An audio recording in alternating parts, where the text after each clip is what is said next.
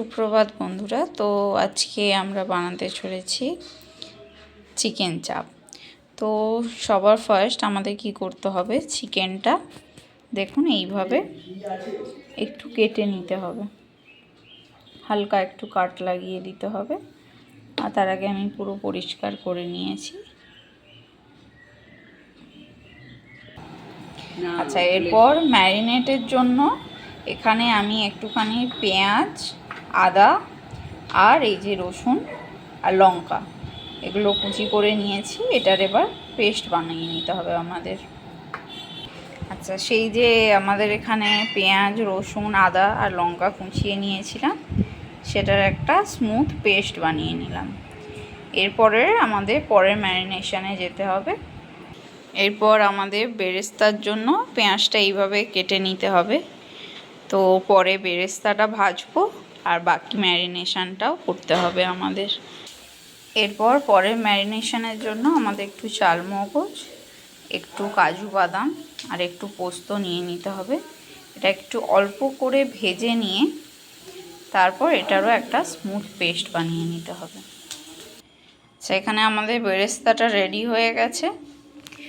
আর এবারে আমাদের এইভাবে হালকা করে একটু ফ্রাই করে নিতে হবে, যেটা আমি আগেই আপনাদের দেখিয়েছিলাম। চালমগজ আর অল্প একটু কাজু আর একটু পোস্ত। তো এবার এটার আমরা আবার পেস্ট বানাবো। এরপর আমাদের মাংসটা ম্যারিনেট করার পালা। তো এখানে কিছু বেসিক স্পাইসেস লাইক আপনি হলুদ গুঁড়ো, কাশ্মীরি মির্চ অ্যান্ড নর্মাল যে লঙ্কা গুঁড়ো, তারপর এখানে যে গোলমরিচ গুঁড়ো, জিরে গুঁড়ো, ধনে গুঁড়ো, এগুলো আমি নিয়ে নিয়েছি। তো এবার এটা আমি এর ওপর মিশিয়ে দেব। এরপর এতে আমরা একটু নুন, চিনি পরিমাণ মতো, তারপর এখানে আমি এভারেস্টের যে বিরিয়ানি মশলাটা পাওয়া যায় সেটা আমি নিয়ে নিয়েছি, আর একটু গরম মশলা, এটা এবার আমি এতে মিশিয়ে দেব। এরপর একটু দই দিয়ে দিতে হবে। সেই যে আগে থেকে পেঁয়াজ, রসুন, আদা, লঙ্কার পেস্টটা বানিয়ে রেখেছিলাম, এবার সেটা এর মধ্যে দিয়ে দেব। সেই যে বেরেস্তাটা ভেজেছিলাম, সেই ভাজা তেল কিছুটা আমি সরিয়ে রেখেছিলাম, তো এবার সেটা আমি এতে মিশিয়ে দেব।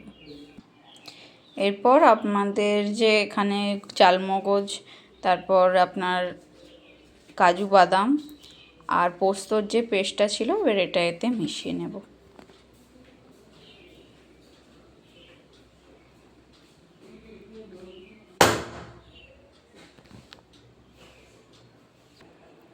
এবার আমাদের এগুলো মিশিয়ে নিতে হবে। এরপর আর দুটো উপকরণ আমাদের এক্সট্রা অ্যাড করতে হবে। এরপরে আপনাদের দেখাচ্ছি উপকরণগুলো। অল্প একটু গুঁড়ো দুধ আর অল্প একটু ছাতু। এবার এই সব শুদ্ধ নিয়ে আমাদের এটা ম্যারিনেট করতে হবে 1 থেকে 3 ঘন্টা। আর যদি এটা ওভারনাইট রাখা যায় তাহলে আরও ভালো হয়। আমাদের এটা মাখানো হয়ে গেছে। তো এটা তাদেরই জন্য বেসিক্যালি যারা ধরুন আতর বা গোলাপ জল এই গন্ধটা যারা নিতে পারে না, তারা এইভাবে বানাতে পারেন উইথাউট গোলাপ জল বা আতর।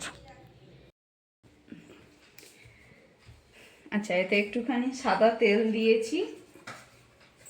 এবার অল্প করে একটু ঘি মেশাবো।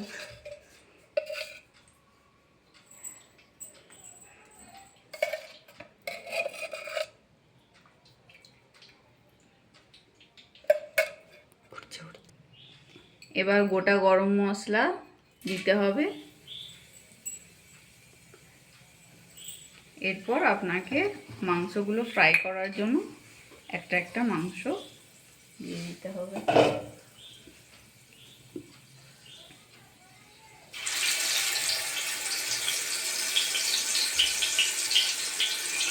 এক এক করে সব মাংসগুলো এরকমভাবে আপনাকে একটু ভাজতে হবে। এবার এক পিঠ হয়ে গেছে, আর এক পিঠ করে উল্টে দিন। একটা একটা করে আস্তে আস্তে আর এক পিঠ করে উল্টে দিতে হবে।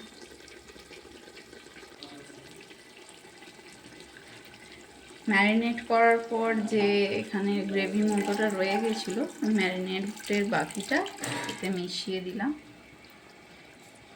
আর এটা আপনার যখন দেখবেন মাংসটা পুরোপুরি একটু ভাজা ভাজা হয়ে আসবে, ঠিক তারপরে এটা আপনাকে মেশাতে হবে। দিয়ে এবার আপনি এটাকে একটু কিছুক্ষণ ঢাকা দিয়ে রাখুন, কিছুক্ষণ ফুটতে দিতে হবে।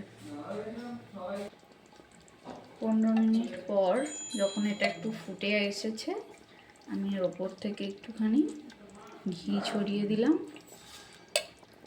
আর সেই যে বলেছিলাম এভারেস্টের যে মশলা, বিরিয়ানি মশলা, এটা একটু ওপর থেকে ছড়িয়ে দেব।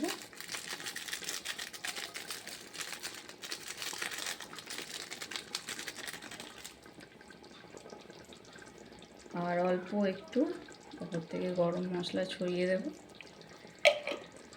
আর একদম শেষে যে বেরেস্তাটা আমি ভেজে রেখেছিলাম, সেই বেরেস্তাটা ওপর দিয়ে আমাদের ছড়িয়ে দিতে হবে। আর যেটা আমি আপনাদের আগেই বলেছি যে যারা ধরুন আতর বা গোলাপ জলের গন্ধ একদমই পছন্দ করে না, এই রান্নাটা তারা করে খেতে পারেন। আশা করছি তাদের খুব ভালো লাগবে, কারণ এই রান্নাটা আপনার কোনো রকম আতর বা ধরুন গোলাপ জল ছাড়াই, কিন্তু পুরো প্রসেসটাই আপনার চাপের মতোই হয়। আচ্ছা দেখুন এখানে রান্নাটা পুরো হয়ে গেছে, কত সুন্দর দেখতে লাগছে রান্নাটা। এবার আমাদের এটা সাজিয়ে নিতে হবে।